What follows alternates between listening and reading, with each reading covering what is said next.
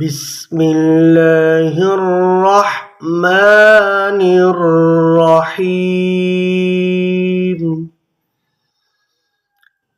أرأيت الذي يكذب بالدين فذلك الذي يدع اليتيم ولا يحض على طعام المسكين